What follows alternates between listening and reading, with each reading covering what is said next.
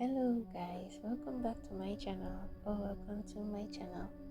Today we are still at the r/no sleep subreddit and we are looking at a story from Gamal Frank that says, "My dad keeps faking illnesses to make me stay home with him. Yesterday I found out why." Alright, let's get down to it. It says, "I don't know who else to tell or what I can even expect to happen by posting this. I can't call anyone. He's always around. I'm writing this on my phone, huddled in my closet, hoping the sound of the old house settling will cover the frantic tapping of my thumbs. I feel like a little kid again, hiding from monsters. The difference is, this time the monster thinks it's my dad. Let me back up. I am 23. I lived with my father. It wasn't the plan, obviously. College, job, my own place. That was the plan. But the economy is what it is, and my mom passed away a few years back. And he was getting along in years. He's retired, and his pension is just enough to keep the lights on his old house. It wasn't a bad arrangement. I'd work my shifts at the warehouse downtown, help with the bills, and he'd potter around, watching his old movies and complaining about his back. We had a rhythm. It was quiet, maybe a little lonely, but it was normal. The change happened so gradually, I almost didn't notice it at first. It was just nice.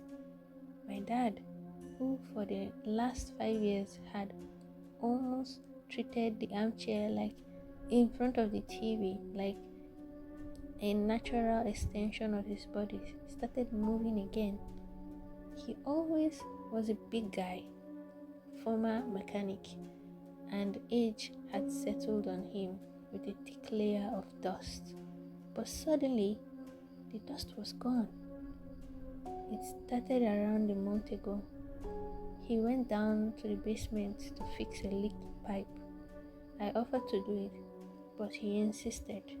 "Still got some use in these old hands," he grumbled. A familiar refrain. He was down there for hours. I remember calling down once, asking if he needed help, and just getting a muffled, "Got it handled," in response. Then he finally came up. He was smudged with dirt and grime, but he was grinning. A real toothy grin, wider than I've ever seen in him in decades. "All sorted," he announced, clapping his dusty hands together. He looked invigorated. I just figured he was proud of himself for handling the repair. The next morning, I woke up to the smell of bacon and the sound of birds chirping outside. It wasn't unusual. The unusual part was my dad standing at the stove, humming. He wasn't cooking a proper meal. He hasn't cooked a proper meal since my mom died. He'd usually just pour himself a bowl of cereal and grunt a "good morning." "Morning, son," he said, his voice bright. "Eggs?" I was surprised, but pleased. "Yeah, sure, thanks. You're in a good mood." "Feeling spry," he said, flipping the eggs with a flourish that almost sent one to the floor. "Decided I've been sitting around too long. Life for living, right?" That week, he was a whirlwind of activity. He mowed the lawn, which I usually had to nag him about for days. He cleaned the gutters. He even started oiling the hinges on the doors so that they wouldn't creak. I was thrilled. I thought maybe he'd finally pull himself out of the long, quiet grave he had been swimming in. I thought I was getting my old dad back. The first hint that something was wrong came a week later. I was getting ready to go out with some friends. It was a Friday night, the first I'd had off in a while. I was putting on my jacket when he came to the living room, wringing his hands. "You're going out?" he asked. His voice had lost its cheerful edge. It was tight. "Yeah, just for a few hours, grabbing a beer with a couple of guys from work." He winced and put a hand on his chest. "Oh, it's just, I feel a bit funny. My chest is tight. Probably just indigestion, but you know." I stopped, my keys halfway into my pocket. His face was pale. I felt a surge of guilt. "Are you okay? Should I call someone?" No, nothing like that," he said quickly, waving a dismissive hand. "I'm sure it'll pass. I wouldn't want to be here alone when it gets worse." So I stayed. I took my jacket off, ordered a pizza, and we watched one of his old black and white westerns. His chest pain seemed to magically disappear the moment I sat down on the couch. I was annoyed, but I told myself he was just getting old and anxious. The next time I tried to leave, a few days later, it was his back.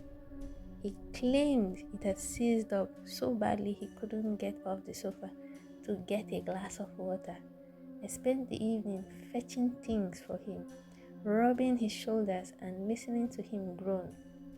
The moment my friends called to ask where I was and I said I couldn't make it, he suddenly felt a little bit better and managed to get up to use the bathroom on his own. It became a pattern. Every single time I made plans to leave the house, for any reason other than my work shifts, he would develop some sudden debilitating illness. A migraine, dizziness, stomach bug. It was so transparently manipulative that I got angry. I had to fight about it. "I can't be your prisoner," I yelled one afternoon after he faked a coughing fit to stop me from going to the grocery store. "I need a life." His face crumbled, not in anger, but with a deep, profound sadness that completely disarmed me. "I just need you here," he whispered. "Is that too much to ask? I get lonely." What could I say to that? I felt like the world's biggest jerk. I stayed home again. But the energetic dad was still there.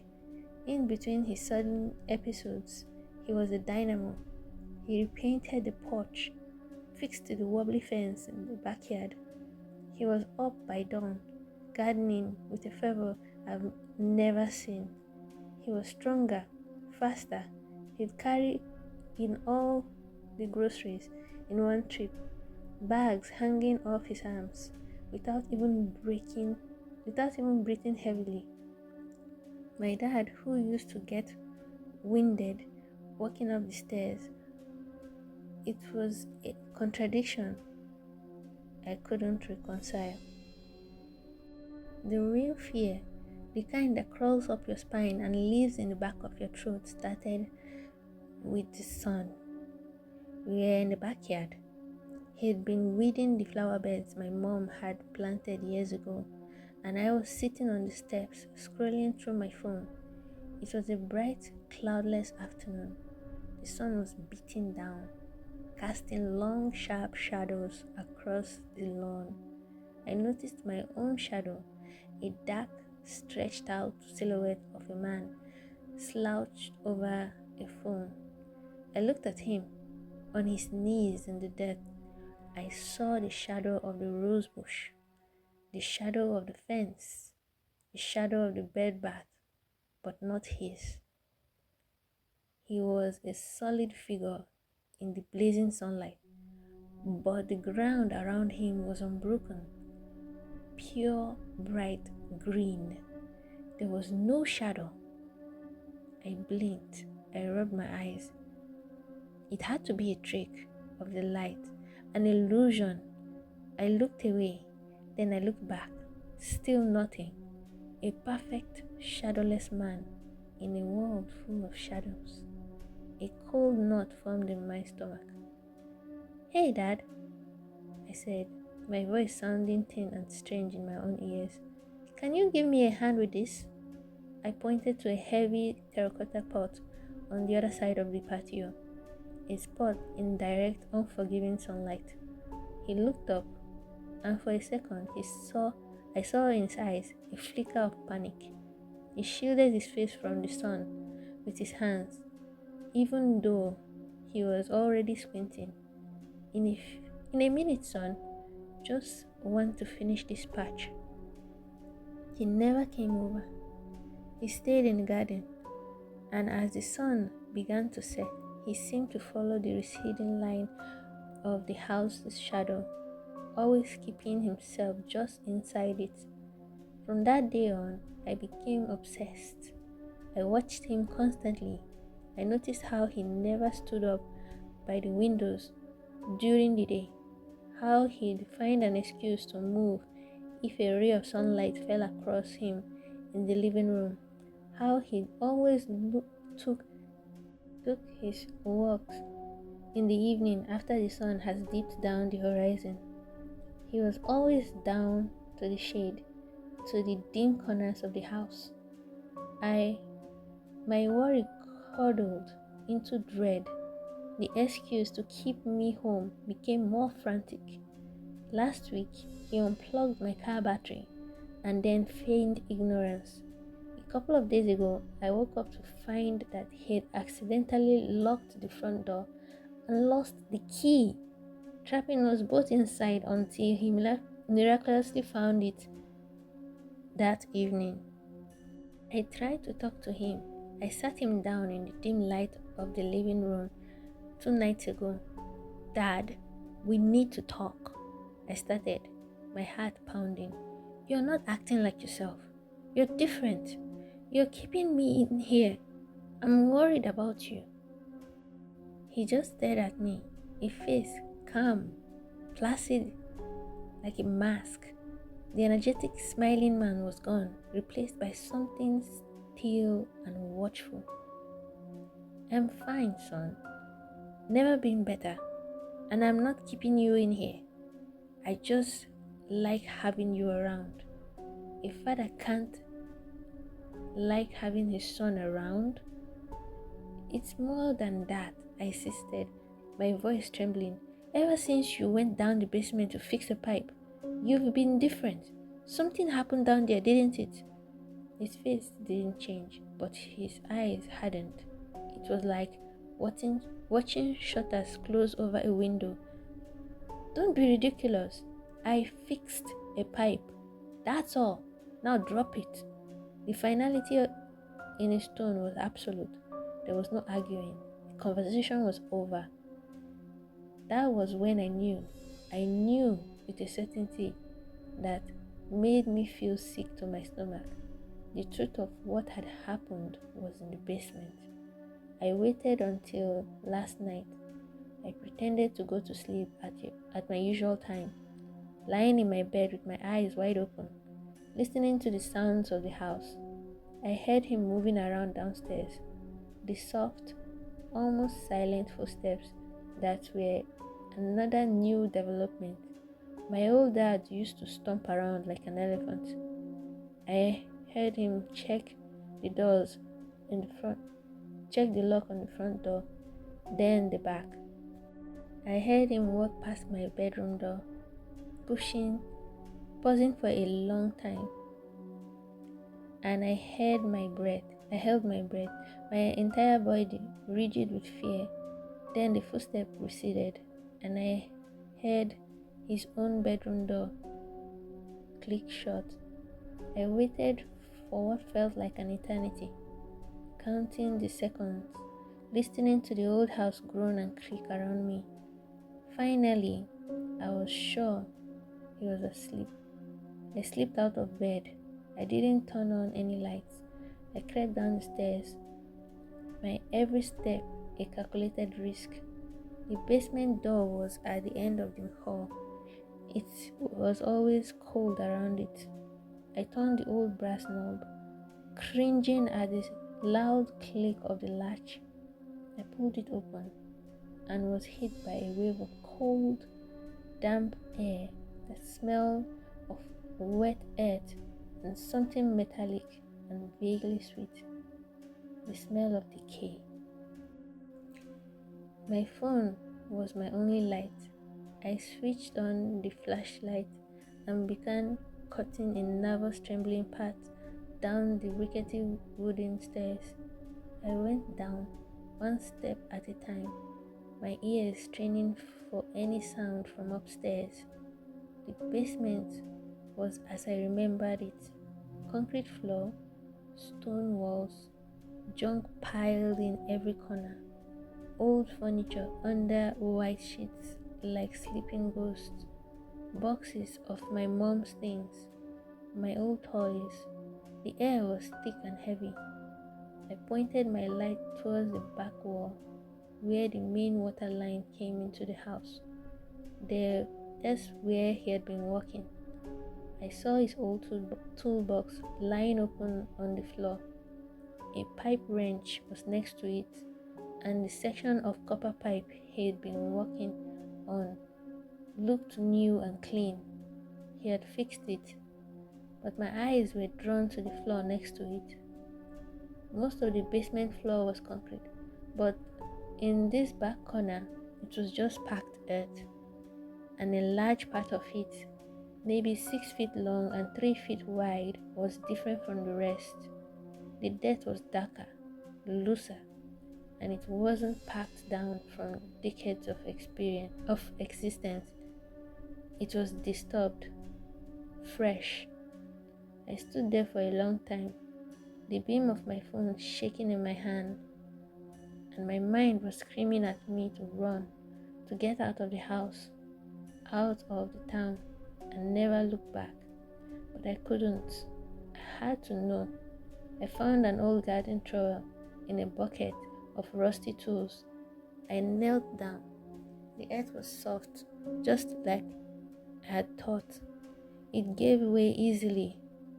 I started digging. My breath came in ragged, panicked gasp. The only sounds were the scrape of the trowel against occasional rock and my own frantic heartbeat pounding in my ears. The smell of damp earth was overwhelming, but underneath it, that other smell was getting stronger. It wasn't a deep hole, maybe a foot down, and my trowel hit something soft, not a rock. I recoiled, dropped the tool. My hands were shaking so badly I could barely hold my phone steady. I forced myself to reach into the loose soil. I closed my eyes and my fingers brushed against fabric. Denim. The worn, familiar texture of my father's work jeans. I scrambled back, gasping for air, but I knew I had to see. I had to be sure. With tears streaming down my face, I used my hands, clawing at the dirt, pulling it away. First a leg, then a torso wearing its favorite faded flannel shirt, and then the face. It was him, my dad. His eyes were closed, his mouth was slightly open, and his skin was pale and waxy, and there was a dark, ugly gash on the side of his head, matted with dry blood and dirt. He looked peaceful in a horrible and final way. He looked like he had fallen from the stairs, hit his head, and had all been over, and it had all been over in an instant. I stared at his face, the real face of my father, and a sound escaped my throat, a strangled sob of pure horror and grief. He was gone. He had been gone for a month, lying here in a shallow, unmarked grave where I had been living with creak. A sound came from the top of the stairs. It was a single soft footstep on an old wood. Slowly I turned my head, my phone's light following my gaze, traveling up the dark, rickety staircase. And he was there. He was standing at the top of the stairs, a dark silhouette against the faint light of the hallway. He was just watching me.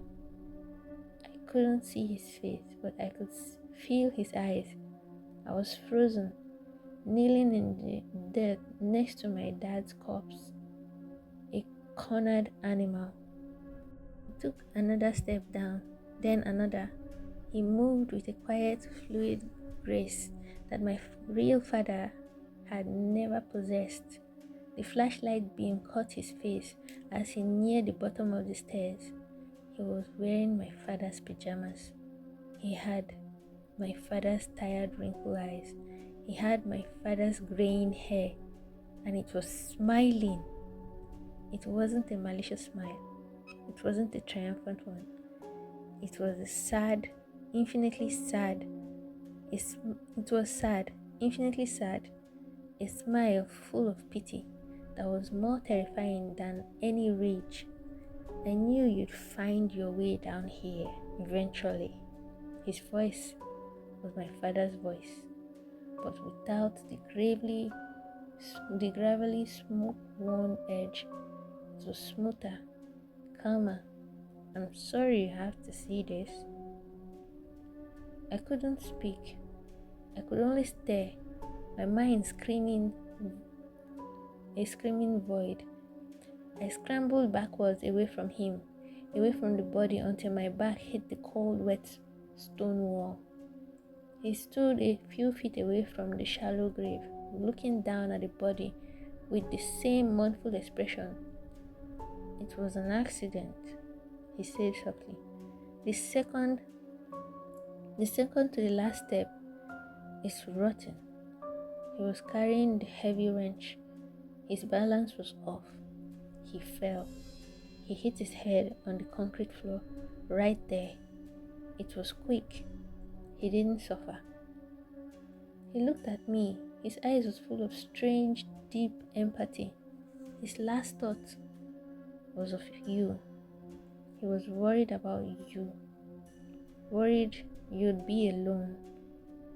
My voice finally came back, a raw, terrified whisper. What?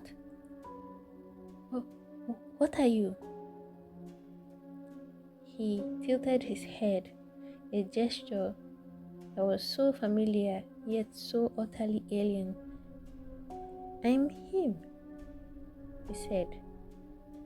I am, and I am not.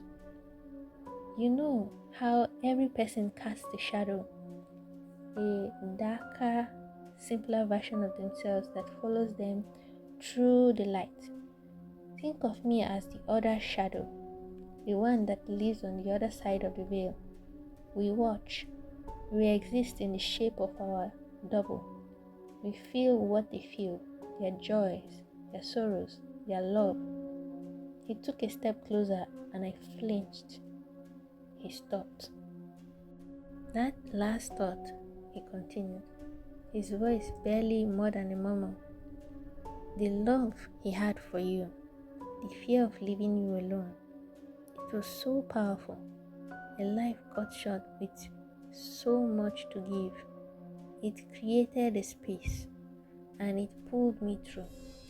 I am his love, his duty, his need to take care of you, given form.